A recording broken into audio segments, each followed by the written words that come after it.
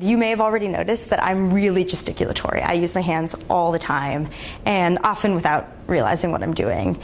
And the big part of giving a formal speech isn't resisting or using a specific gesture, although I'll give you a couple of tips maybe on ones that you can use if you're searching for them.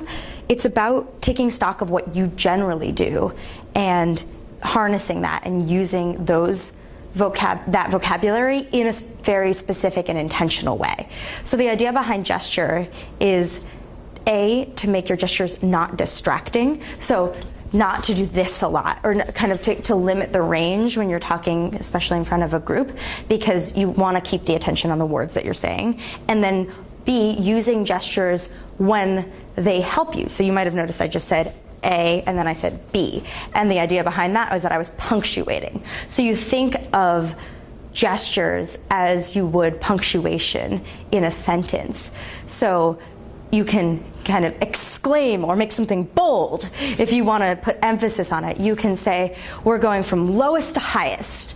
So to be a little bit more intentional and to choose your gestures to go along with what you're saying rather than sort of a nervous release of energy and doing this. So what I'd love for you to do is to get up, and the first time around, and I know it can be a little hard to be informal intentionally, but to just talk like you would to anybody, and to sort of see what you do when you're not focused, when you are just using your hands, like the way that I am right now. And your partner is going to be kind of looking out for what you do a lot and trying to take mental notes about what seems intentional, what seems like something that could be an effective gesture rather than something that just seems to be sort of filling space. Does that make sense?